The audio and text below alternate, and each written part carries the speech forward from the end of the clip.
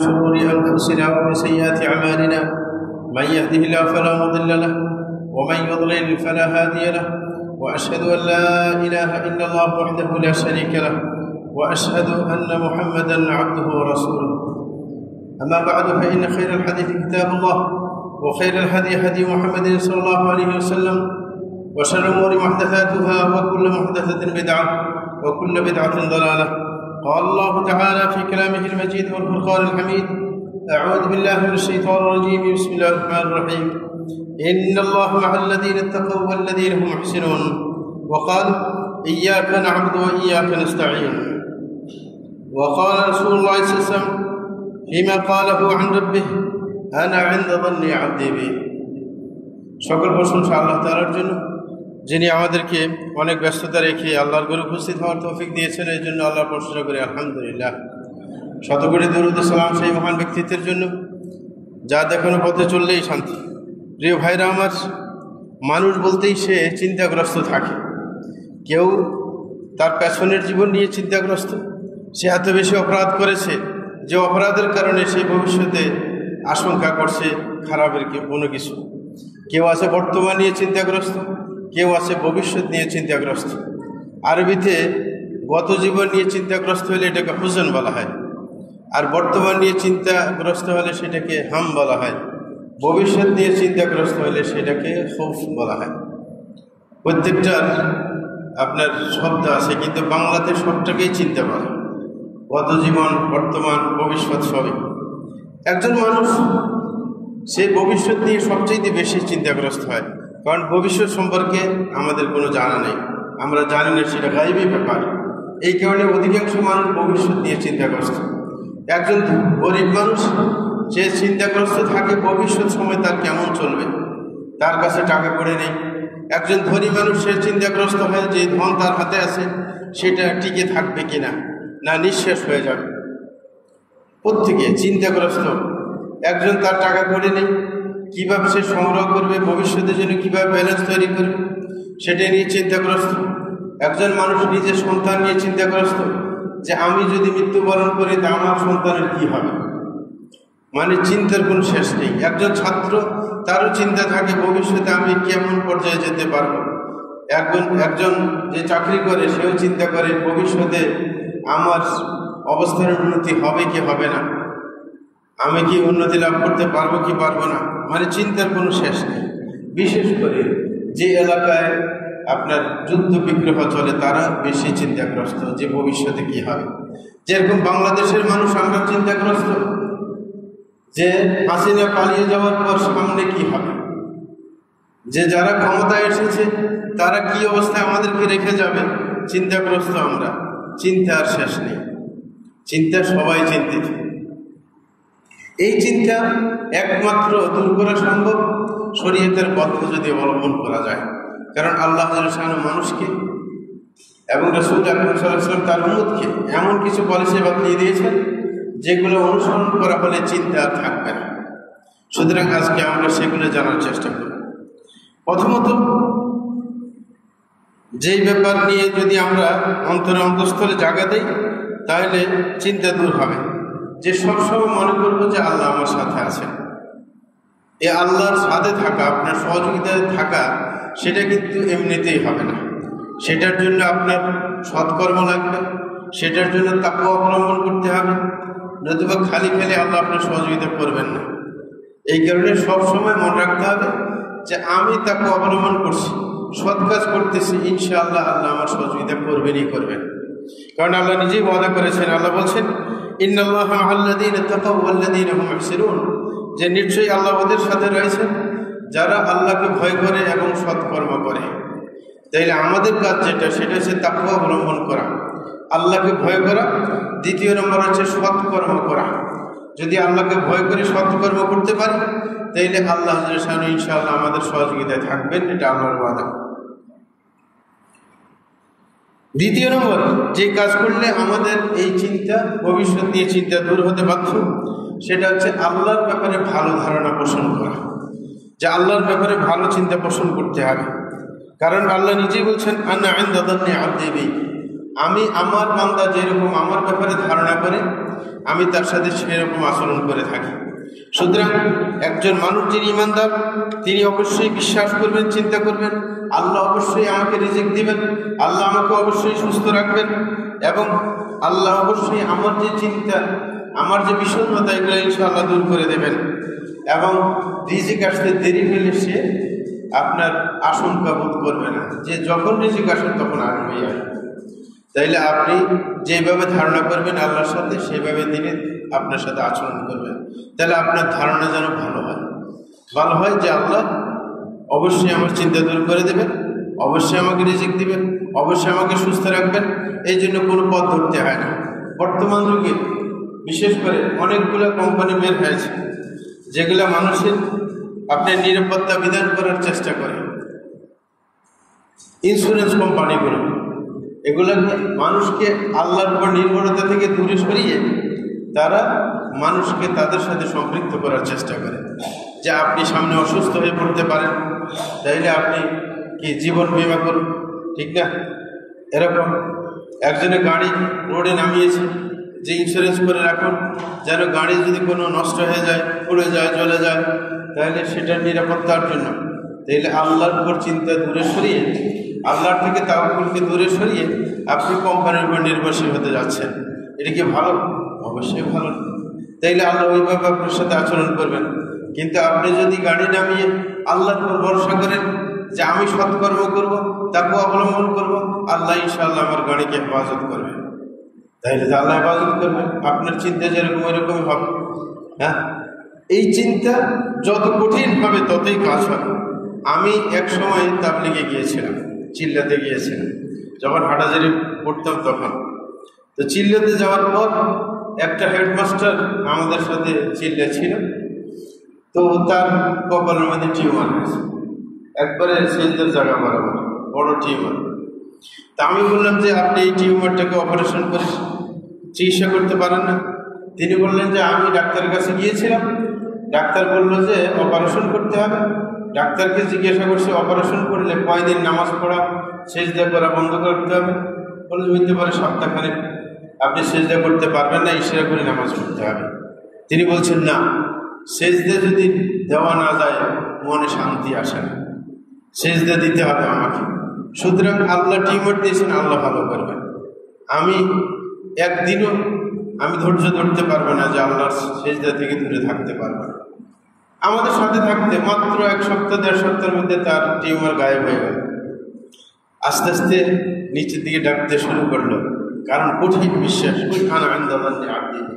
আল্লাহ বলছেন যেইভাবে আমার সাথে যেরকম ধারণা করবে সেরকম আমি তার সাথে আচরণ করব। ফেলে একটা মহিলা, খুবই দিনদার মহিলা, পর্দানশীল, তার ছেলে সরকারি বড় অফিসার, গাড়ি কিনেছেন, বাড়ি করেছেন চট্টগ্রাম টাউনে। তখন ছেলে বলতেছে, আমাকে বলতেছে আমি গাড়ি কিনলাম, বাড়ি করলাম, আপনাকে অবশ্যই আমার বাড়িতে যাইতে হবে, কিছুদিন থাকতে হবে। মহিলা বলে যে না, আমি যদি এখান থেকে নোয়াখালী থেকে যদি চট্টগ্রাম যাই তাহলে আমাকে মানুষে দেখে ফেলবে, আমার পর্দা নষ্ট হবে। আর ছেলে বলেছে না, পর্দা নষ্ট হবে না, আমার গাড়ি, বাড়ির ভিতর থেকে তুমি উঠবা, গাড়িতে কালো গ্লাসের উপর কালো কি আপনার পর্দা লাগিয়ে দিয়েছে, সুতরাং তুমি ঘর থেকে ঢুকবে, আমার বাসা গেট আছে, গেটের ভিতরে যা গাড়ি থাকবে তোমাকে কেউ দেখবে। হ্যাঁ, কালো গ্লাস লাগানো, সুতরাং দেখার সুযোগ। শেষ পর্যন্ত রাজি হয়েছে। রাজি হওয়ার পর ওকে নিয়ে গেছে চট্টগ্রাম। যখন নিয়ে গেছে, ছেলে তার মা তার বাড়িতে আসছে, ভালো কিছু খাওয়াবে মানে তার পছন্দসই জিনিস। আর তার মার বেশি পছন্দ হয়েছে কই মাছ। তো সে বাজার থেকে বড় বড় কই মাছ নিয়ে আসছে। আর কই মাছ যখন খাইতে গেছে, কই মাছের যে বড় কাঁটাটা এটা তার গলায় আটকে গেছে। সমস্যা, এখন ব্যথা করে, হ্যাঁ, কষ্ট পাচ্ছে। বলতেছে আমি তোমার জন্য চিকিৎসক নিয়ে আসি যে কাঁটা বাইর করার জন্য। বলে যে না, চিকিৎসক আমার মুখ দেখে ফেলবে, আমি কাঁটা বাইর না, এই অবস্থা আমি মরে যাব, কাঁটা বাইর করার দরকার নেই। পরে চট্টগ্রামের মুসলিম ডাক্তার, স্বর্ণপদক পাইছে, সরকারি চিকিৎসক। বলে যে উনি তাবলিগি মানুষ, বয়স্ক মানুষ, উনি আসে আপনার চিকিৎসা করবেন। পরে ওনাকে নিয়ে আসছে, বয়স্ক মানুষ, বলছে আপনি আমার মায়ের মতো, আপনি শুধু হা করবেন, আমি আপনার ইচ্ছেকৃত আপনার কোনো অঙ্গ প্রত্যঙ্গ দেখবো না, যেখানে কাটা আছে ওটা বাইর করে আমি নিয়ে আসবো, যতটুকু না দেখলে নয় অতটুকু দেব, এটা শরীয়তে যায়, কোনো সমস্যা নেই। বললো না, আমি এতদিন আমাকে কেউ পরপুরুষ দেখে নাই, আপনি আমাকে দেখতে পারবেন। বাস সোজা কথা। ছেলেকে বলছে আমি তার সামনে যাইতে পারবো না, এই অবস্থায় যদি মারা যায় আমি মারা যাবো, কোনো সমস্যা নেই, আমি এটার উপর সন্তুষ্ট। তারপরে ডাক্তার অনেক বুঝে যখন পারলো না, মাটা ডাকেও কাজ হয় নাই, পরে ডাক্তার শেষ পর্যন্ত নিরাশ হয়ে ঘর থেকে বাইরে হইল, বাইরে গেট থেকে বাইরে দিচ্ছে। এই সময় হঠাৎ করে এক কাশি আসছে, জোরে কাশি এসে কাঁটাটা সামনে পড়ে গেছে। হ্যাঁ, মানে ডাক্তার লাগে না, কারণ ওই যে আনায়ন নেই আর দিবি, আল্লাহ বলছেন আমার ব্যাপারে যে এরকম ধারণা করবে সেরকমই কাজ করবো। ওই মহিলা ধারণা করছে যে চিকিৎসক ছাড়া আল্লাহর ইচ্ছে গলার কাঁটা আটকেছে, আল্লাহর ইচ্ছে গলার কাঁটা বাইরে যাবে। হ্যাঁ, সাথে সাথে বাইরে গেছে। মানে ডাক্তারও হতবাক যে কিভাবে এত বড় কাঁটা বাইরে যাবে। হ্যাঁ, সুতরাং ওই যে ধারণা। তাইলে দ্বিতীয় নম্বর, আমার আপনার আশঙ্কা থেকে মুক্তির মাধ্যম কি? যে আল্লাহর উপর ভরসা রাখা, যে আল্লাহর ব্যাপারে ভালো চিন্তা রাখা, যে আমার টেনশন করার কারণ নেই, আমার যে ভবিষ্যৎ আল্লাহ ভালো জানেন এবং আল্লাহ ইনশাআল্লাহ আমার সাথে ভালো আচরণ করবেন। যেমন আপনি বয়স্ক হয়ে গেছেন, আমাদের বয়স হয়েছে, আমরা এটা মনে করি যে এই বয়স পর্যন্ত আল্লাহ জাল্লাহু যখন আমাদেরকে সম্মানের সাথে রেখেছেন, বাকি জীবনও আল্লাহ জাল্লাহু সম্মানের সাথে রাখবেন ইনশাআল্লাহ। কে? কারণ মানুষ যত বয়স্ক হয়ে যায় আল্লাহ কে তাকে সম্মানের চোখে দেখেন। সুতরাং এই চিন্তা রাখতে হবে, ভবিষ্যৎ নিয়ে কোনো আশঙ্কা নেই, যে আল্লাহ দেখবে।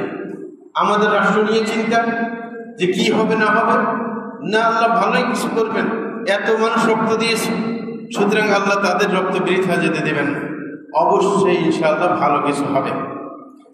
আমাদের ভালো ধারণা রাখতে হবে আল্লাহর ব্যাপারে, যে ভবিষ্যতে ইনশাআল্লাহ। হ্যাঁ, আর ওই যারা সন্ত্রাসী গ্রুপ এরা আসতে পারবে না, ইনশাআল্লাহ ভালো কিছু হবে, বিচার আচার হবে, সবাই ধরা পড়ে যাবে ইনশাআল্লাহ।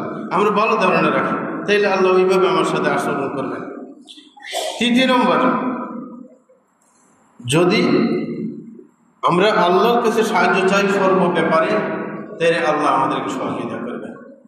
তাইলে এই যে আল্লাহকে সহযোগিতা করার চিন্তা, যে আমি আল্লাহর কাছে যদি ভালো কিছু চাই, আল্লাহ কিন্তু সেটা করবেন। আর এটা কিন্তু আল্লাহ প্রত্যেক নামাজের রাকাতে রাকাতে বলা শিক্ষা দিয়েছেন। প্রত্যেক রাকাতে সূরা ফাতিহা পড়া ফরজ, নাকি না? আমরা যারা বিশুদ্ধ আকীদা পোষণ করি তারা এটা মনে করি না যে প্রত্যেক সালাতের রাকাতে সূরা ফাতিহা পড়া ফরজ। তাইলে এই রাকাতের মধ্যে আল্লাহ বলছেন ইয়্যাকা না'বুদু ওয়া ইয়্যাকা নাস্তাঈন, যে আল্লাহ আমি একমাত্র আপনারই ইবাদত করি এবং আপনার কাছেই সাহায্য প্রার্থনা করি। তাইলে আল্লাহ শিক্ষা দিয়েছেন যে আপনার কাজ হচ্ছে ইবাদত করা, এর ভিত্তিতে আপনি আল্লাহর কাছে সাহায্য চাইবেন, আল্লাহ সাহায্য করবেন ইনশাআল্লাহ। এটাই হচ্ছে কথা। তাইলে আমরা যে কোনো ব্যাপারে, যে কোনো জায়গায় আমাদের ব্যাপার কঠিন হয়ে যাক না কেন, আমরা সাহায্য চাইব আল্লাহর কাছে, আল্লাহ ইনশাআল্লাহ সহজ করে দেবেন ব্যাপারগুলোকে। সুতরাং আল্লাহর উপর ভরসা করলে আল্লাহ কোনো সময় কি নিরাশ করবেন না। চতুর্থ নম্বর যেটা, সেটা হচ্ছে যদি দুশ্চিন্তা থেকে বাঁচতে চান, তাহলে 5 বেলা ফরজ নামাজ সঠিক সময়ে সঠিকভাবে আদায় করার চেষ্টা করতে হবে। যে প্রত্যেক নামাজের টাইমে মসজিদে চলে আসবেন এবং খুশুর সাথে নামাজটা আদায় করবেন এবং রেগুলার এই কাজকর্ম করবেন, তাইলে আপনি টেনশন মুক্ত থাকবেন। বিশেষ করে আপনার নফল নামাজের প্রতি গুরুত্ব দিতে হবে এবং খুশুর প্রতি গুরুত্ব দিতে হবে, কারণ নামাজটা হচ্ছে আল্লাহর সাথে সম্পর্কের মাধ্যম। আল্লাহর সাথে সম্পর্ক করা হয় কিসের মাধ্যমে? সালাতের মাধ্যমে। সুতরাং কেউ যদি আল্লাহর সাথে সালাতের মাধ্যমে সম্পর্ক গড়ায়, তাইলে আল্লাহ তার দুশ্চিন্তা দূর করে দেবেন। মানুষের এমনিতেই স্বভাব যে মানুষ দুশ্চিন্তায় ভোগে।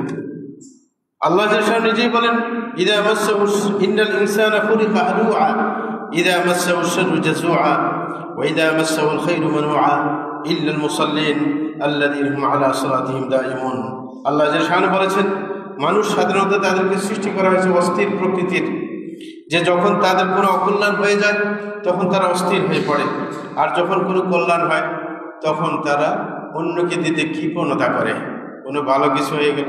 যেমন দোকানদাররা কি যখন বিক্রি না হয় হাঁটে হাঁটে পাশের দোকানদারকে বলে আজকে তো বিসমিল্লাহই হয় না, নাকি বলে না? এরকম অস্থির হয়ে পড়ে কি এখনো দিন বাকি আছে। কিন্তু যখন দুপুর পর্যন্ত বিক্রি হয় না আশেপাশের দোকানদারকে বলে আজকে বিসমিল্লাহই করা গেল না, ঠিক না?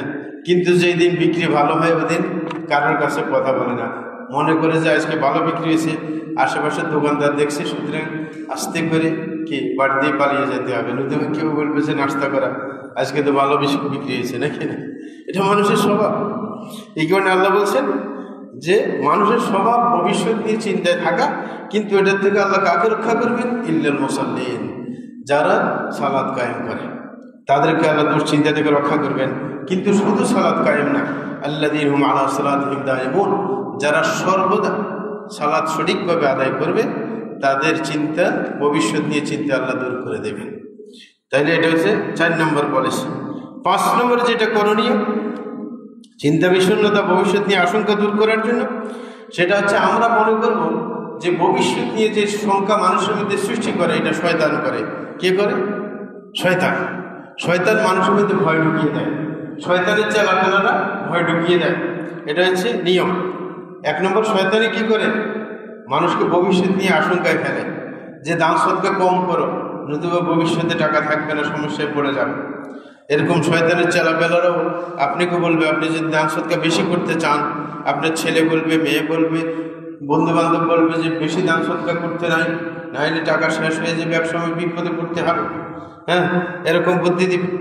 এই কারণে মনে করতে হবে যত আশঙ্কার কথা কে শোনায়? শয়তান শোনায়।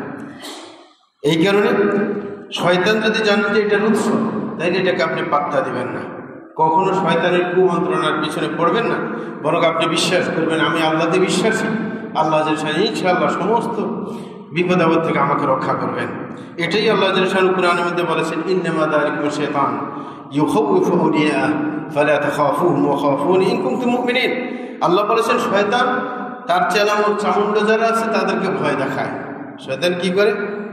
তার চামুন্ডের ভয় দেখায় মানুষকে, যে অমুক এই করে ফেলবে, সেই করে ফেলবে। যেমন বর্তমান সরকার, আমাদের উপদেষ্টা, প্রধান উপদেষ্টা ইউনূস সাহেব, তিনি ভালো মন মানসিকতা নিয়ে দেশের সংস্কারের জন্য এগিয়ে এসেছেন, কিন্তু ওই যে আওয়ামী লীগের চেলাপেলা যারা আছে তারা শয়তানের চেলা ভয় দেখায় যে বেশি বাড়াবাড়ি করতে যাবে না, তাইলে ইন্ডিয়ার হামলে খায়, হ্যাঁ হামলে পড়বে তোমাদের উপর, ধ্বংস করে দেবে, এরকম বলে না? শয়তানের ভয় দেখায়। এই কারণে বেচারা মাঝে মাঝে ভয় পেয়ে যায়। যখন ভয় পেয়ে যায় তখন দলগুলোকে ডাকে আবার বসে কীভাবে প্রতিরোধ করতে হবে। হ্যাঁ, দেখেন না মাঝে মাঝে এই কাণ্ড করে, অন্য দলও বুঝে যে আমাদেরকে ভয় পাইলে ডাকে। তো এই যে শয়তান ভয় দেখায় তার চেলা চামুন্ডের ভয় দেখায়। আল্লাহ বলছেন ফালা তাখাফুহুম ওয়া খাফুনি ইন কুনতুম মুমিনিন, তোমরা শয়তানের চেলাদেরকে ভয় পাবে না, একমাত্র আমাকে ভয় পাবে যদি ঈমানদার হয়ে থাকো। তাইলে মনে করতে হবে শয়তান একমাত্র ভবিষ্যৎ নিয়ে ভয় আশঙ্কায় করে কে দেখায়? শয়তান দেখায়। শয়তানের চেলা চামুন্ড যারা তাদের ভয় দেখায় যে ওরা তোমার এই করবে, ওরা তোমার সেই করবে, এরকম করবেই। হ্যাঁ, কিন্তু আল্লাহর উপর আস্থা রাখলে আল্লাহ আমাদের সহায় হবেন।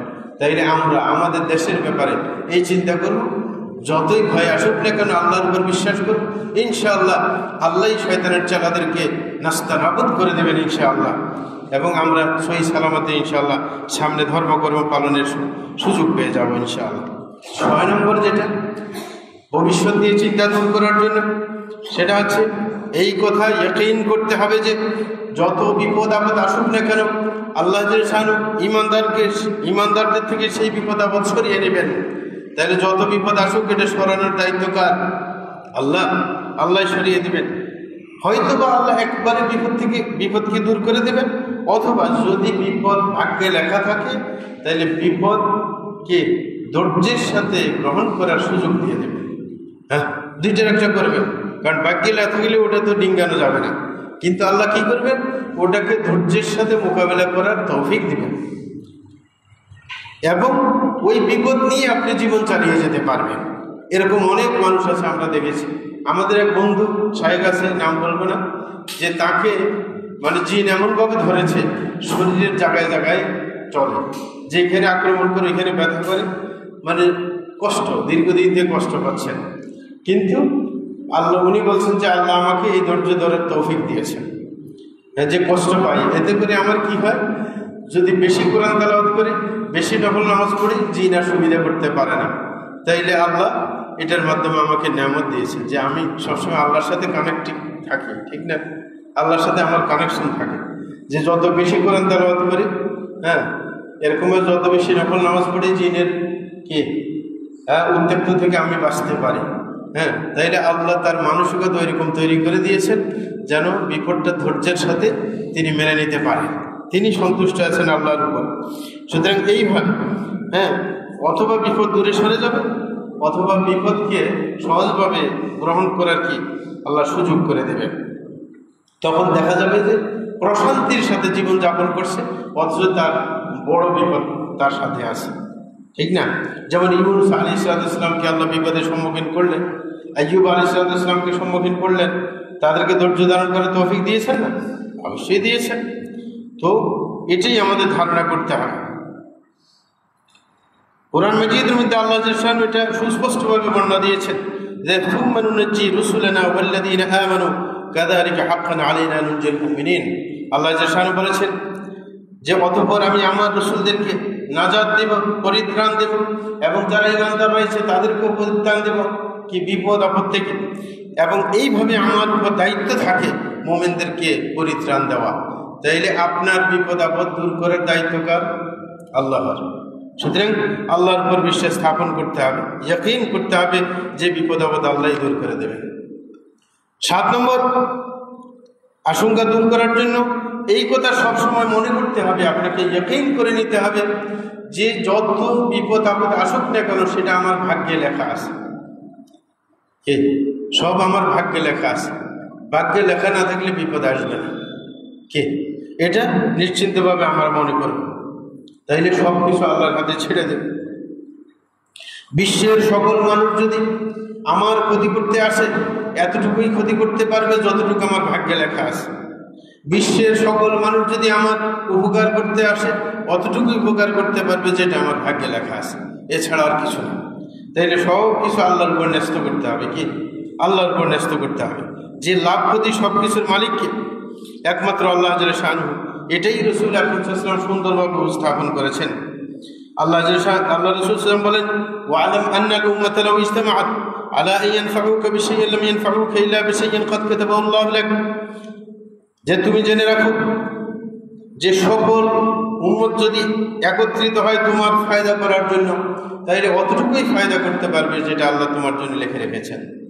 বলছে ওয়ালাউ ইজতামাউ আলা আন ইয়াদুররুকা বিশাইইন লাম ইয়াদুররুকা ইল্লা বিশাইইন ক্বাদ কাতাবাহু আল্লাহু আলাইক। বলে যে পুরো বিশ্বের সকল মানুষ যদি একত্রিত হয়ে যায় তোমার ক্ষতি করার জন্য, তাইলে অতটুকু ক্ষতি করতে পারবে যেটা তোমার বিপরীতে আল্লাহ লিখে রেখেছেন। তারপরে রাসূল আকরাম সাল্লাল্লাহু আলাইহি ওয়াসাল্লাম বলেন, রুফিআতিল আকলাম ওয়া জাফফাতিস সুহুফ। যে কলম উঠিয়ে নেওয়া হয়েছে এবং যে বানামে লেখা হয়েছে সেটা শুকিয়ে গেছে, তাইলে আল্লাহর লেখার কোনো পরিবর্তন হবে না। তাইলে মনে করতে হবে যা ক্ষতি হোক না কেন আমার আল্লাহর লেখা ছাড়া সেটা কখনো আমার জীবনে ঘটবে না।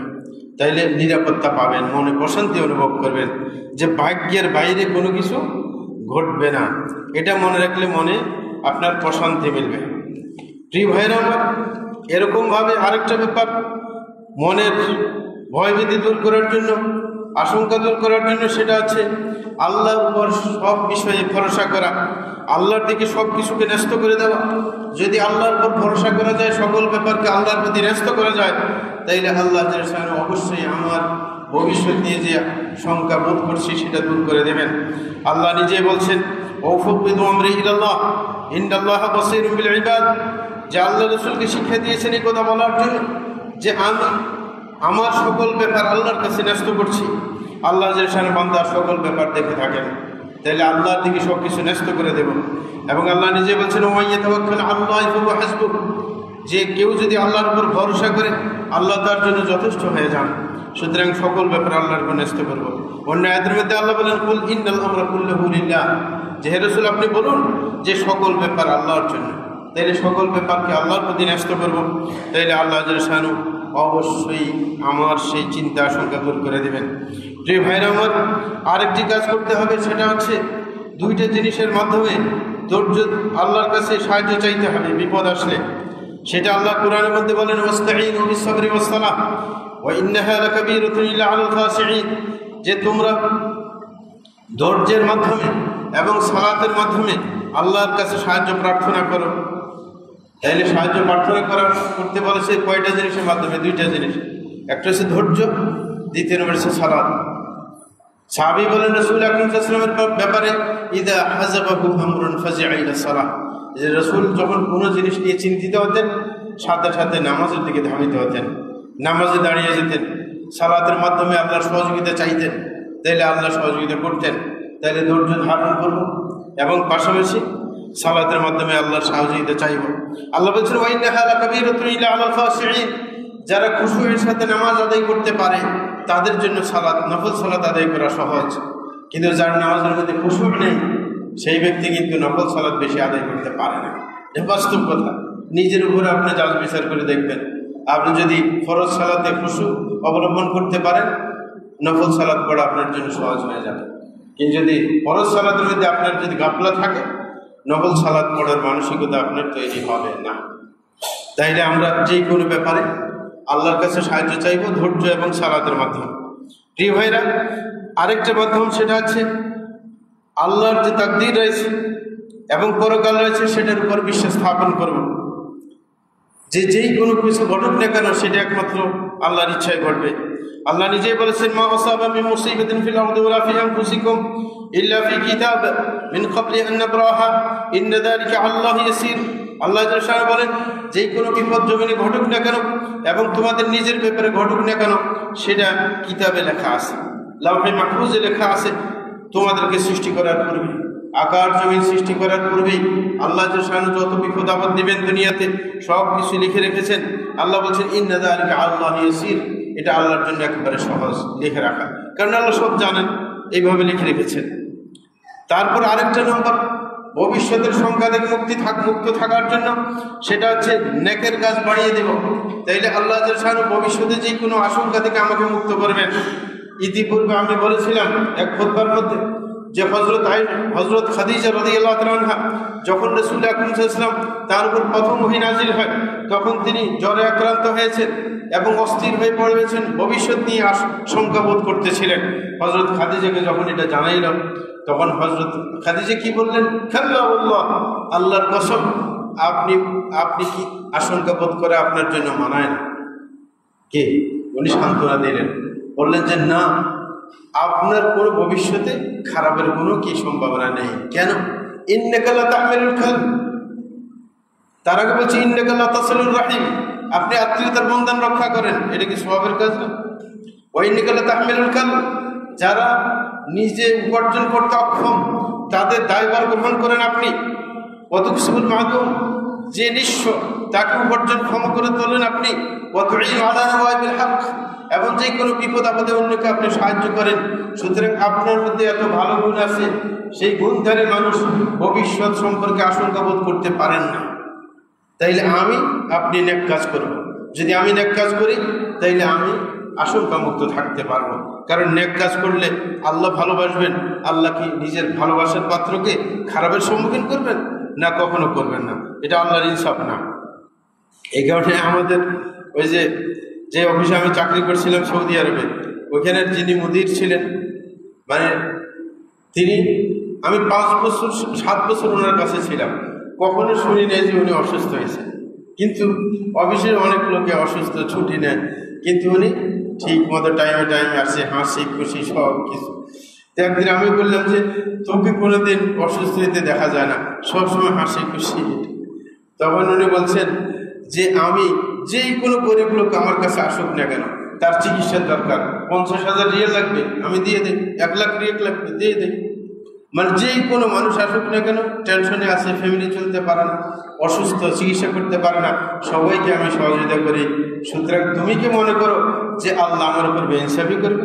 আমি আরেকজনের সুস্থতার পিছনে আপনি অর্থ ব্যয় করি, আরেকজনের আরামে থাকার পিছনে আমি অর্থ ব্যয় করি, তাইলে আল্লাহ কি আমার সাথে বেইনসাফি করবেন?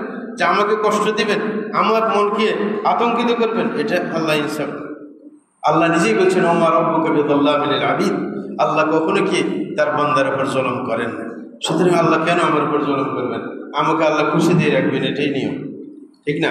তাইলে আমরা যদি ভালো কাজ করি তাইলে আমরা আশা করতে পারি আল্লাহর কাছে যে আল্লাহ আমাদেরকে ভালো রাখবেন। প্রিয় ভাইরা, আরেকটা হচ্ছে, যদি আপনি বেশি টেনশনে পড়েন তাইলে সমাজের মধ্যে যারা আল্লাহওয়ালা মানুষ আছে, বুদ্ধিমান মানুষ আছে, তাদের কাছ থেকে পরামর্শ নেবেন। তাদের কাছে গেলে তারা সান্ত্বনা দেবেন। যে রাসূল আকরাম সাল্লাল্লাহু আলাইহি ওয়াসাল্লামকে সান্ত্বনা দিয়েছেন কে? প্রথমে হযরত খাদিজা, তারপরে সান্ত্বনা দিয়েছেন কে? Waraqa bin Nawfal. যখন তার কাছে নিয়ে গেছে তখন সে বলল অসুবিধা নেই, আপনার কাছে জিবরিল এসেছে, ঠিক না? হ্যাঁ, ওনাকে সান্ত্বনা দিলেন। তাইলে আমরা যদি কোনো সমস্যায় পড়ে যাই, চিন্তিত হয়ে যায়, যারা ভালো মানুষ আছে, আখিরাতমুখী মানুষ আছে, তাদের কাছে মনের দুঃখটা বলবো। কারণ আজেবাজে লোকের কাছে বললে তারা আরো ভয় দেখিয়ে দেবে, ঠিক না? এই কারণে নেককার মানুষের কাছে বলার চেষ্টা করব, তাইলে তারা সান্ত্বনা দেবে। আরেকটা হচ্ছে, নিজকে নিজে সবসময় এই কথা স্মরণ করিয়ে দিবেন যে ভবিষ্যতের ব্যাপার আল্লাহর হাতে, এটা কারোর হাতে নাই। সুতরাং আমি ভবিষ্যৎ নিয়ে কেন টেনশন করতে যাব? কারণ সব কিছু আল্লাহর হাতে, আমার তো কিছু করার নেই। আরেকটা হচ্ছে, অল্পতে তুষ্ট থাকার অভ্যাস সৃষ্টি করতে হবে নিজেদের মাঝে। কি সৃষ্টি করতে হবে? অল্পতে তুষ্ট থাকার।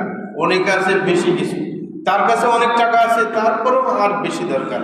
যেমন আমাদের দেশে ওই যে দরবেশ বাবা, ঠিক আছে, এই বেচারের টাকার কি অভাব ছিল? তার যে টাকা ব্যালেন্স আছে, এই টাকা তার 7 বংশ খাইও শেষ করতে পারবে না। কে? তারপরও এই কি দুর্নীতি দিকে দূরে ছিল না? এ যতক্ষণ বাংলাদেশে ছিল সম্পদে অবস্থানে, তার কিন্তু দুর্নীতি বন্ধ হয়নি। কিন্তু তার কি এত টাকার প্রয়োজন? না, প্রয়োজন নেই। হ্যাঁ, সে বসে বসে মৃত্যু পর্যন্ত খাইলে তো শেষ হইবে না, 7 বংশ শেষ করতে পারবে না, এত সম্পদ তার। তো সুতরাং ওই যে অল্পতে তুষ্ট থাকার অভ্যাস নাই, আরো চাই আরো চাই।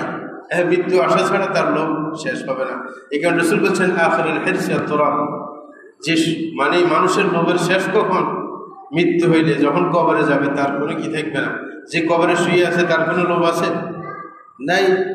এমনকি কেউ যদি নিশ্চিত দিতে পারে আজকে আমাকে ফাঁসি দেওয়া হবে, তারও সব কিছু গিয়ে সামনের ভবিষ্যৎ নিয়ে আর কোনো কিছু নেই, লোভ টোভ নাই। যদি বলে যে যে তোমাকে ফাঁসি থেকে রক্ষা দেওয়া হবে, তোমার সমস্ত সম্পদ রেখে দেওয়া, দিবে না? সে দিবে। ওই সম্পদের প্রতি তার কোনো ভ্রুক্ষেপ নেই, তার কোনো লোভ থাকবে না যে আমার কিছুই না থাক, তারপরে আমি বেঁচে যাই, নাকি না? তাইলে এই কারণে রাসূল আকরাম সাল্লাল্লাহু আলাইহি ওয়াসাল্লাম বললেন, লাইসাল গিনা আন কাসরাতিল আরদ ওয়ালাকিন্নাল গিনা গিনা নফস। যে সচ্ছলতা বলতে কাকে বোঝায়? রাসূল বলছেন সচ্ছলতা বলতে সম্পদ বেশি থাকা নয়, সচ্ছলতা বলতে মনের সচ্ছলতাকে বোঝায়। মনের দিক থেকে আপনি মনে করেন যে আপনার যা আছে তাই আমার জন্য যথেষ্ট, আর কিছু আমার লাগবে না, আর কত খাবো, আর কত লাগে, যা আছে এটাই তো অনেক। তাইলে আপনি দেখবেন মনে শান্তি, অশান্তি চলে আসবে, অস্থিরতা আপনার থাকবে না। এই কারণে রাসূল আরেক হাদিসে বলেছেন, মান আসবাহা মিনকুম আমিনান ফি সিরবিহি মুআফান ফি জাসাদিহি ইনদাহু কুতু ইয়াউমিহি ফাকান্নামা হিজাত লাহু দুনিয়া বিহাদাফিরিহা। রাসূল আকরাম সাল্লাল্লাহু আলাইহি ওয়াসাল্লাম বলেন, যে ব্যক্তি সকালবেলা উঠে দেখে যে সে নিরাপদে আছে, কি যেমন আমরা সকালবেলা ঘুম থেকে উঠে এই অনুভূতি হয়নি যে আমি নিরাপদ, নাকি আমার উপর ঘুম আসে নিক্ষিপ্ত হবে। যে এলাকায় যুদ্ধ চলতেছে, ও কিন্তু সকালবেলা ঘুম থেকে উঠে নিরাপদ থাকে না, যে হঠাৎ করে যদি একটা বোম আসে আমার বাড়িতে পড়ে। যুদ্ধ এলাকায় তো এইরকম হয়, হঠাৎ করে এসে সব ধ্বংস করে দিয়ে যাবে। তা আমরা কি সকালবেলা উঠছি এরকম কোনো আশঙ্কা ছিল আমার? না, নিরাপদ এলাকা, কোনো সমস্যা নেই, বড় বাড়ি সব ঠিক। দ্বিতীয় নম্বর হচ্ছে মুআফান ফি জাসাদি, যে সকালবেলা উঠে দেখতেছে শরীরটা সুস্থ, খুব ভালো লাগতেছে, কি শরীর সুস্থ, বাড়ি ঘরে ঠিক, নিরাপদ। তৃতীয় নম্বর ইনদাহু কুতু ইয়াউমিহি, আজকের পুরো দিনের খাদ্যের ব্যবস্থা আছে, কোনো টেনশন করতে হয় না। রাসূল বলছে এতটুকু থাকলে তাকে মনে করতে হবে দুনিয়ার সব কিছু তার হাতে আছে, আর কিছু দরকার নেই, শরীর সুস্থ, তারপরে কি খাদ্যও আছে, বাড়িঘর নিরাপদ, আর কি দরকার? কিন্তু অনেকে আরো অনেক কিছু আছে, শুধু একদিনের খাদ্য না, পুরো বছরের খাদ্য তার কাছে আছে, টাকা আছে, ব্যাংক ব্যালেন্স আছে, তারপরে তার টেনশনের শেষ নেই। তাইলে আমার চাহিদাকে সীমিত করা ছাড়া কখনো আমার শান্তি আসবে না। প্রিয় ভাইরা, আরেকটা কাজ করা লাগবে যদি আশঙ্কা দূর করতে হয়, সেটা হচ্ছে কি, যে নিজের স্বপ্নকে খাটো করতে হবে। অনেক আছে ভবিষ্যৎ নিয়ে বড় বড় স্বপ্ন দেখে, নাকি না? আছে না, যে আমি ঢাকাতে একটা টাওয়ার বানাইতে হবে অভিজাত এলাকার মধ্যে, নাকি না, যেখানে মানুষের বাড়ঘর, যেমন পূর্বাঞ্চলের মধ্যে জমিনের দাম, আশেপাশে জমিনের দাম আছে শতাংশ আপনার কত, 3 লাখ 4 লাখ। আমি নিজে গিয়ে দেখে আসছি। যখন আমাকে একজন বলছে, তা আমি দেখলাম যে পূর্বাঞ্চল এলাকার পাশের রোডের সাথে জমিন কয়েকটা দেখলাম, দেখছি 3 লাখ 4 লাখ, অথচ পূর্বাঞ্চলের ভিতরে কাছেই জমিনের দাম কত, 1.5 কোটি 2 কোটি 1%। কি তাইলে মানে অনেকে মনে করে, আমি একজনকে জিজ্ঞাসা করলাম যে তাইলে কাছে এত কম দাম, পূর্বাঞ্চলে কেন জায়গা নিতে হবে? বলতেছেন এটা একটা ফেস্টিজের ব্যাপার, যে পূর্বাঞ্চলে একটা বাড়ি থাকা মানে বিশাল কিছু, নাকি অন্য জায়গার চাইতে। তো ওই চিন্তা চেতনা ওইরকম থাকলে, লম্বা আশা থাকলে তাইলে সে শান্তি অনুভব করবে। টাকা থাকলেও সে মনে করবে নাই নাই, এই টাকা যথেষ্ট না আমার। এই কারণে নিজের ভবিষ্যৎ পরিকল্পনাকে খাটো করে আনতে হবে। কিন্তু ধর্মীয় ব্যাপারে ভবিষ্যতের বড় চিন্তা থাকলে অসুবিধা নেই। আপনি ধর্মীয়ভাবে চিন্তা করেন যে এলাকায় ইনশাআল্লাহ আমি 5 বছরের পরিকল্পনা নিচ্ছি, এই হোসেনপুরের প্রত্যেকটা মানুষের ঘরে ঘরে আমি দাওয়াত পৌঁছিয়ে দেব এবং প্রত্যেক মানুষকে সহির পথে নিয়ে আসার চেষ্টা করব, 5 বছরের পরিকল্পনা নেব। এটা কি সমস্যা আছে? সমস্যা নেই। আপনি যতটুকু এগিয়ে দিতে পারেন, অন্য মুসলমান আপনার ভাই বন্ধু আছে, তারা আপনার কাজকে সামনে নিয়ে যাবে, নাকি না? ধর্মীয় ব্যাপারে লম্বা চিন্তা থাকা কি দোষের কিছু না। এটা আপনি না থাকলে আরেকজনে নিয়ে যাবে। আমাদের এক সাথী ছিল আমাদের সাথে ফিলিপাইনের, তো সে এলাকায় যখন গেছে, এক এলাকায় তার ফিলিপাইনের মধ্যে শুনতে পাইল যে এক দায়ী, সে আপনার দাম্মাম এলাকায় ছিল, সে ইউনিভার্সিটি করার জন্য এক বিশাল জমিন কিনে রাখছে, কিন্তু আল্লাহর ইচ্ছে সে তার আগে মৃত্যুবরণ করছে। তখন তার মাথায় যখন এটা আসলো, সে আপনার চ্যানেলে আল মাসজিদ চ্যানেলের উপর উঠে একদিন বক্তব্য দিল যে অমুক জায়গায় একটা জমিন এক দায়ী রেখে গেছেন, তার ইউনিভার্সিটি করার পরিকল্পনা, কিন্তু সে টাকার অভাবে করতে পারে না, মৃত্যুবরণ করেছে। এই বক্তব্য শুনে সৌদি আরবের ধর্ম মন্ত্রণালয় এবং সৌদি আরবের আল রাজি কোম্পানি যৌথ উদ্যোগে ওইখানে ইউনিভার্সিটির ব্যবস্থা করে দিয়েছে। তাই না? ধর্মীয় আপনি বড় চিন্তা রাখেন, জমিন কিনে যান, বিল্ডিং আরেকজনে করুন। যদি আপনার নিষ্ঠা থাকে, আরেকজনে অগ্রসর করবে। আপনি পরিকল্পনা করেন এই এলাকা নিয়ে, যে 5 বছরের পরিকল্পনা করলাম, 5 বছরের প্রত্যেক ঘরে ঘরে আমি তাওহীদের আলো পৌঁছে দেওয়ার চেষ্টা করি, প্রত্যেকের ঘরে ঘরে আমি বই বিলি করবো। এটাকে চিন্তা করা যায় না? প্রত্যেকের ঘরে ঘরে গিয়ে তাকে বুঝাবো। এরকম পরিকল্পনা নিলে একদিন না একদিন আমরা সফল হব ইনশাআল্লাহ। এই কারণে দুনিয়ার ব্যাপারে শর্ট চিন্তা থাকতে হবে। ইবনে উমর রাদিয়াল্লাহু আনহু নিজেই বলেন, ইযা আমসাইতা ফালা তানতাযির সাবাহ ওয়া ইযা আসবাহতা ফালা তানতাযির মাসা। তিনি বলছিলেন, যখন তুমি সন্ধ্যাবেলা উপনীত হবে তখন তুমি সকালের অপেক্ষা করবে না, আর যদি তুমি সকালবেলা উপনীত হও তাহলে সন্ধ্যাবেলার অপেক্ষা করবে না। এবং তিনি বলেছেন, ওয়াখুয মিন সিহহাতিকা লিমারাদিক, এবং তুমি যখন সুস্থ থাকো তখন আমল বেশি করো, কারণ একদিন অসুস্থ হয়ে যেতে পারো, একদিন অসুস্থ হয়ে যাবে, তখন আমল করার সুযোগ থাকবে না। এরপর মিন হায়াতিকা লিমাউতিক, তুমি আজকে বেঁচে আসো, সুতরাং আমল করো, কারণ একদিন তুমি মরে যাবে, মরে যাওয়ার পর আমল করার সুযোগ থাকবে না, সেটাই করা উচিত। আস্তাগফিরুল্লাহ লি ওয়া লাকুম ওয়া লিসাইরিল মুসলিমিন ইন্নাহু হুয়াল গফুরুর রাহিম।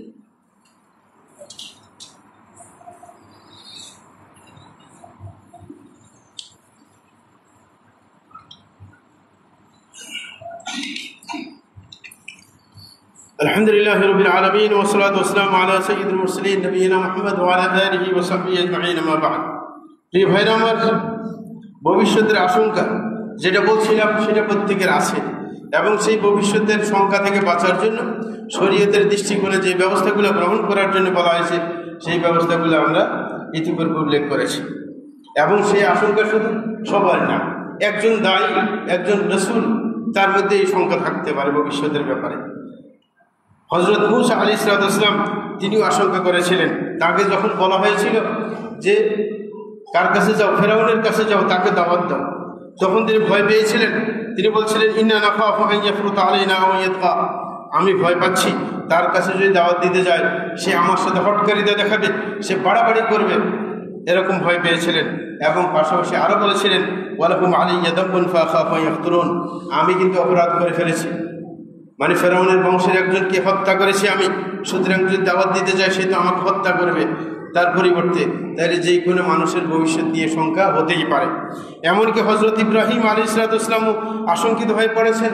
যখন লূত আলাইহিসসালামের এলাকা ধ্বংস করার জন্য ফেরেশতারা এসেছে মানুষের ছবি ধরে, তখন প্রথমে আসছে কার কাছে?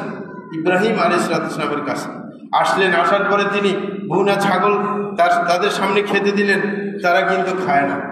তখন উনি ভয় পেয়ে গেছিলেন, কারণ আরব দেশে একটা কথা আছে, কাউকে যদি খাদ্য দেওয়া হয়, সে যদি খাদ্য না খেতে চায়, তাইলে তারা অকল্যাণ করার জন্য আসছে, তাকে হত্যা করার জন্য আসছে।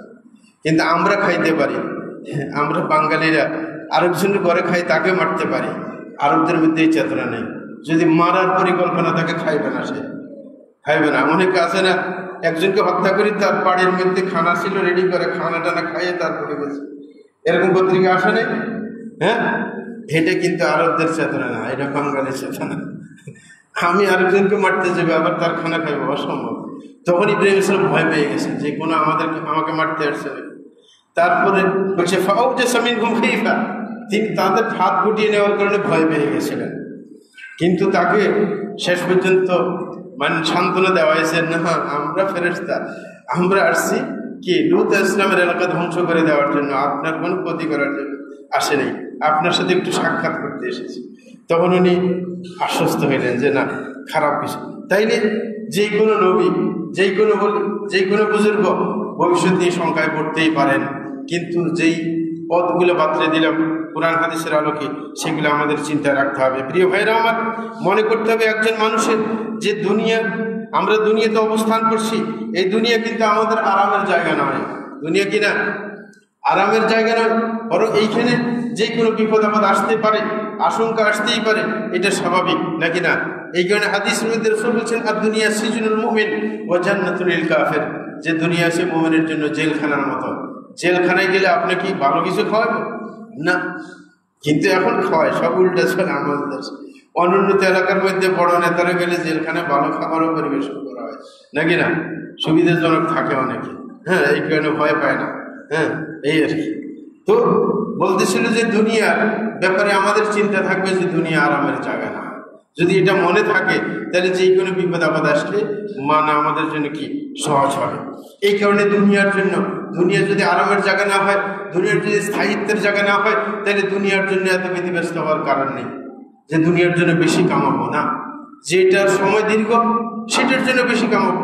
দুনিয়ার সময়টা এসে সীমিত, এই সীমিত দুনিয়ার জন্য কামাই অল্প হবে। আর পরকালের সময় অসীম, সেটার জন্য কি শুধু কামাইতে থাকতে হবে, সেটার ব্যাপারে অলস হওয়া যাবে না। অনেকে আছে ফরজ নামাজগুলো ঠিক আদায় করে, মনে করে যে যথেষ্ট হয়ে গেছে। কি তাইলে রাসূল আকরাম সাল্লাল্লাহু আলাইহি ওয়াসাল্লামের জন্য যথেষ্ট ছিল না? উনি তাহাজ্জুদের সময় উঠে পা ফুলিয়ে ফেলতেন কেন দাঁড়াতে কি না? পরকালের জীবন যত লম্বা, অত রকম আমল করতে হবে। শুধু অল্প আমল করে ক্ষান্ত করলে চলবে না। তাইলে দুনিয়াটাকে মনে করতে হবে কি কামাইয়ের জায়গা, যে পরকালের জন্য কামাই করতে হবে। দুনিয়া কামাইতে গেলেন, যদি হঠাৎ করে কোনো জিনিস আপনার হাত ছাড়া হয়ে যায়, তাইলে মনে করবেন আল্লাহ জিশানু আমার জন্য আরো ভালো কিছু রেখেছেন। যদি কারোর দরজায় গিয়ে কাগো প্রয়োজন হয়েছে কোনো কাজের জন্য, সুপারিশ করার জন্য, সে আপনাকে ফিরিয়ে দিয়েছে, মনে করতে হবে আল্লাহ এমনিতে আমার কাজ ছেড়ে দিবেন, আমার কোনো মাধ্যম লাগবে না, নাকি? এরকম মনে করতে কি সমস্যা আছে? হ্যাঁ, না, সমস্যা নেই। তাইলে মনে করব যে এ যখন আমাকে ফিরিয়ে দিয়েছে, আল্লাহ জিশানু আমার কাজ করে দেবেন। তাহলে দুনিয়ার কোনো দরজা বন্ধ হয়ে গেলে আল্লাহর দরজা তো আমার কাছে খোলা আছে, নাকি? তাইলে সকল ব্যাপারকে আল্লাহর উপর ন্যস্ত করবো ইনশাআল্লাহ। এবং বিশেষ করে নিশ্চিন্ত থাকার আরেকটা মাধ্যম যে আল্লাহ রিজিকের দায়িত্ব কিন্তু নিজে নিয়েছেন। কি আমরা সবাই রিজিক নিয়ে তো সংখ্যাবোধ করি নাকি, যে আমার ভবিষ্যতে কি হবে, এটা কি হবে, এটা রিজিকের ব্যাপারটা আমার হাতে না। আল্লাহ বলছেন ওয়া মিন দাব্বাতিন ফিল আরদি ইল্লা আল্লাহু রিজকুহা ওয়া ইয়ালামু মুস্তাকাররাহা মুস্তাওদাআহা কুল্লুন ফি কিতাবিন মুবিন, যে আল্লাহ সকল প্রাণীর রিজিকের দায়িত্ব কার হাতে? একমাত্র আল্লাহর হাতে। যদি কোনো মানুষের হাতে আপনার রিজিক দিতেন, আপনার সরকারি দল বিরোধী দলকে রিজিক না দিয়ে মারতেন নাকি মারত না? এখনো আসে না? আগের আওয়ামী লীগ চলে গেছে, কিন্তু আওয়ামী লীগের সব মানুষ চলে গেছে, এরা সমাজের মধ্যে আসে না নাকি নাই? তাহলে কি রিজিক কি বন্ধ করে দিতে পারবে এই সরকার? না, এখানে রিজিকের দায়িত্ব আল্লাহ নিয়ে নিয়েছেন। তাইলে আমি যদি এটা মনে করি রিজিকটা আল্লাহর হাতে, এটার দায়িত্ব আল্লাহর, তাইলে আমার টেনশন করার কিছু আছে? বরং কি নিয়ে টেনশন করব? যেটা আমার দায়িত্ব সেটা নিয়ে। যেটা করলে আল্লাহ রিজিক ঠিক করে দেবেন সেটা কি? ওই যে আগে বললাম ইবাদত করা। এই কারণে ওই যে ইয়াকা না'বুদু আগে বলছি, ইয়াকা না'বুদু ওয়া ইয়াকা নাস্তাঈন, যে একমাত্র আমি আপনারই ইবাদত করি, তাইলে দায়িত্ব হচ্ছে আমাকে সৃষ্টি করা হয়েছে ইবাদতের জন্য, আমি সেই কাজ ঠিক মতো করি।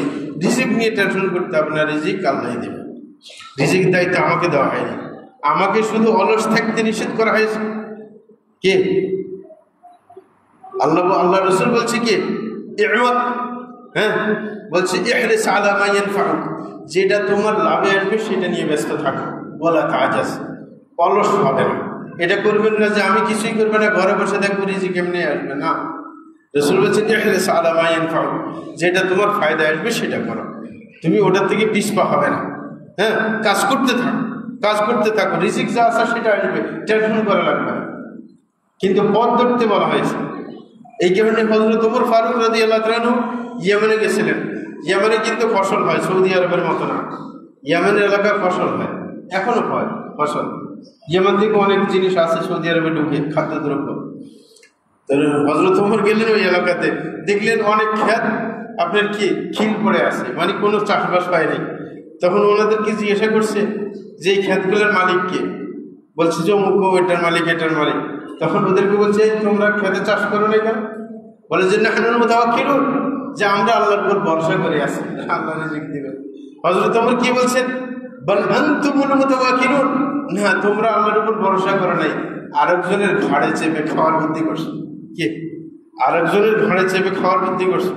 অনেকে আছে না, এই যে দেখে যে কি তাওয়াক্কুল করে বসে আছে, কোনো কাজ করে না, জানে যে এর ভাই একটা বিদেশে থাকে, এর টাকা পাঠাইবে, এ বসে বসে খাইবে, তাইলে বুদ্ধি করছে কি আরেকজনের ঘাড়ে চাপে খাওয়ার জন্য, নাকি? এ তাওয়াক্কুল করে না। তাওয়াক্কুল করলে তো কাজ করে তাওয়াক্কুল করবে। আপনি একটা ব্যবসা ধরবেন, ধরে আল্লাহর উপর তাওয়াক্কুল করে ব্যবসার কাজ করবেন। খেতে ফসল বুনবেন, তারপরে তাওয়াক্কুল করবেন, আল্লাহ ভালো ফসল দেবে, নাকি? কাজ না করে বসে থাকলে তো কাজ হবে না। তো এই কারণে আমরা কাজ করতে থাকবো, যেটা কাজ আমাকে দায়িত্ব দেওয়া হয়েছে কাজ করার, যে আমি কাজ করবো, আমি ইবাদত করবো, আল্লাহর নির্দেশ অনুযায়ী দুনিয়ার কাজও আমি করবো। কারণ আমরা দুটোটাই চাই, উভয় দিক চাই। রব্বানা আতিনা ফিদ দুনিয়া হাসানাহ ওয়া ফিল আখিরাতি হাসানাহ ওয়া কিনা আযাবান নার। আল্লাহ তো এটাই শিক্ষা দিয়েছে, আমি দুনিয়ার কল্যাণও চাই, আখিরাতের কল্যাণও চাই, উভয় কল্যাণ আমার দরকার। পরকালে আমি শাস্তি থেকে মুক্তি চাই। তো সুতরাং আমি মানে বসে দেখবো ঘরের মধ্যে কোনো কাজ করবে না, এটা তো হবে না। না, আপনি কাজ ধরেন, যেটা আপনার জন্য লাভজনক সেটা আপনি করার চেষ্টা করেন। হ্যাঁ, তারপরে আল্লাহর উপর ভরসা করেন যে আল্লাহ, আমি তো দুনিয়ার যে নিয়ম অনুযায়ী আমি কাজটা ধরছি, দোকান খুললাম, দোকান দিলাম, এখন তোমার উপর ভরসা করলাম যে লাভ দেওয়া কে সচ্ছল করে, এটা তোমার হাতে, তুমি আমাকে রিজিক দিয়ে দাও। তখন আল্লাহ যে শান রিজিকের ব্যবস্থা করে দেবেন ইনশাআল্লাহ। তাইলে আমাদের মনে করতে হবে নিজের প্রশান্তির জন্য যে রিজিক কি বন্টন করা আছে এবং মানুষের বয়স সেটাও নির্ধারিত করা আছে। সুতরাং রিজিকের টেনশন করতে হবে না, মৃত্যুর ব্যাপারে হ্যাঁ আশঙ্কা বোধ করতে হবে না। সব কিছু লিপিবদ্ধ, সব কিছু সময় মতো এসে যাবে, সেটা হ্যাঁ জন্য আমাকে কিছু করতে হবে না। বরং যেটা আমার করণীয় সেটা হচ্ছে নেক আমল করা, হ্যাঁ, এবং দুনিয়াতে থেকে পরকালের পুঁজি সংগ্রহ করা। তাহলে যেই ব্যক্তি তার তাকওয়া, সেই ঈমানের উপর থাকবে, তাকওয়া অবলম্বন করবে, সে অন্তরে প্রশান্তি পাবে। আর যে তাকওয়া অবলম্বন করবে না, ঈমানের উপর দৃঢ় থাকবে না, সে আপনার মনে অশান্তি ভোগ করবে। কারণ আল্লাহ কখনো যে তার বিরুদ্ধে আচরণ করে তাকে মনের প্রশান্তি দিয়ে থাকেন না, এটা আল্লাহর চূড়ান্ত সত্য। এই কারণে রাসূল হযরত ইবনে তাইমিয়া রাহমাতুল্লাহ আলাইহি তিনি একটা চমৎকার কথা বলেছেন। তিনি বলছেন, মান লাম ইয়াদখুল জান্নাতাদ দুনিয়া লাম ইয়াদখুল জান্নাতাল আখিরাহ। যে ব্যক্তি দুনিয়ার জান্নাতে ঢুকতে পারে নাই, সে পরকালের জান্নাতে ঢুকতে পারবে না। তিনি বলছেন দুনিয়ার জান্নাত কি? মনের প্রশান্তি, কে? মনের শান্তি। যে দুনিয়াতে মনে শান্তি পায় না, সে পরকালে জান্নাতের শান্তি পাবে না। তাই ইমানদারের মনে প্রশান্তি থাকে। আর যার ইমান ঠিক নেই, সে যত কোটি কোটি টাকার মালিক, খাদ্যদ্রব্য কি তার আছে, বাসস্থান আছে, গাড়ি বাড়ি সব কিছু আছে, তারপরে মনে শান্তি নেই। আপনি যা জিজ্ঞাসা করবেন ভাই কেমন আছে, ওই কোনো মতে বাঁচিয়ে আছি আর কি, নাকি কোনো মতে বাঁচিয়ে আছে। কিন্তু একজন ইমানদারকে জিজ্ঞাসা করবেন ভাই কেমন আছেন, আলহামদুলিল্লাহ, আল্লাহ অনেক ভালো রেখেছে, অনেক ভালো রেখেছে, আমার মতো অনেকে আছে এরকম থাকতে পারে না, আল্লাহ আমাকে অনেক ভালো রেখেছে। তাইলে ওয়া আম্মা বিনিআমাতি রাব্বিকা ফাহাদ্দিস, যে আপনি যদি নিয়ামতের উপর থাকেন, মানুষকে বলেন, তাহলে আল্লাহ খুশি থাকবে যে আমি যে তাকে ভালো রেখেছি, আমার কথা বলে যে আল্লাহ আমাকে অনেক ভালো রেখেছে। আল্লাহ এটা দেখতে চায় না আমাদের অবস্থা কি, খারাপ হইলে বলে বেড়াই যে আমি অনেক কষ্টে আছি, কিন্তু ভালো হইলে আর বলি না। আল্লাহ বলছে না, তুমি নিয়ামত পাইলে মানুষকে বলো যে আল্লাহ অনেক শান্তিতে রাখছে, আমাকে অনেক শান্তিতে রাখছে। আমাদের দেশে বলে না কেন? বলে না আরেকদিন হিংসা করে, এটা বাঙালির অভ্যাস। আমি একদিন ওই যে শেখ আহমদুল্লার সাথে, এটা বাড়িতে আমাদের এলাকায়, তো শেখ আহমদুল্লার সাথে সম্পর্ক ভালো ছিল সৌদি আরবে। যখন দেশে আসছে তখন তার সাথে একটা কথার কারণে ব্যতিক্রম হয়ে গেছে। কারণ দেশে আসছে তখন সৌদি আরব থাকতে তো মশলা ঠিক মতো দিত না, দেশে আসে একটু এদিক সেদিক করা শুরু করছে। তখন আমি একদিন বাসায় গেলাম, অফিসে দেখা করলাম। দেখা করার পর আমি বললাম যে তোমাকে দেখলাম যে আগে খুব সুন্দরভাবে মশলা দিতে, দেশে এসে যে একটু এদার এদার করা শুরু করছো, এটা তো ভালো লক্ষণ না। তখন বলছি তা আপনি কি মনে করেন? আমি পরিষ্কার বলছি এটা মুনাফিকি। খুব গরম হয়ে গেল আমার উপর, বললেন যদি আমাকে এটাকে মুনাফিকি মনে করেন, আজকে থেকে আপনার সাথে সম্পর্ক শেষ। তারপরে সম্পর্ক শেষ হয়ে গেছে। এখন আর ফোন দিলেও ধরে না, আগে নিজেই ফোন দিত। ঠিক না? এই যে অবস্থা মানুষের। তো সুতরাং আমি আপনি সবাইকে সঠিক উপর চলার চেষ্টা করব। নিজে যদি সঠিকের উপর চলি, আল্লাহ জান আমাদের দায়িত্ব নিয়ে নেবেন। হ্যাঁ, এটাতে কোনো আপনার কি সন্দেহ নেই, আল্লাহ জান রক্ষা করবেন ইনশাআল্লাহ। আল্লাহ সাল্লাল্লাহু আলাইহি ওয়া সাল্লাম আলা নবিয়িল মুস্তাফা ওয়াল হাবিবিল মুস্তাফা মুহাম্মাদিন আবদুল্লাহি খায়রুল খালাইক ওয়া সাইয়্যিদুল আউওয়ালিন ওয়াল আখিরিন। اللهم صل وسلم وبارك عليه وارض اللهم عن الخلفاء الراشدين والصحابه اجمعين وعن التابعين وتابعين باحسان الى يوم الدين وعنا معهم بمنك وكرمك واحسانك يا ارحم الراحمين. اللهم اعز الاسلام والمسلمين واذل الشرك والمشركين ودمر اعداءك اعداء الدين وانصر عبادك الموحدين واحمي حوز الدين واجعل هذا البلد امنا مطمئنا وسائر بلاد المسلمين. اللهم وفق امامنا وولاة امورنا لكل ما تحب وترضى وخذ بنواصيهم الى كل خير وهدى. اللهم احسن قلوبهم ونياتهم يا رب العرش العظيم. وصلى الله على نبينا محمد وعلى اله وصحبه.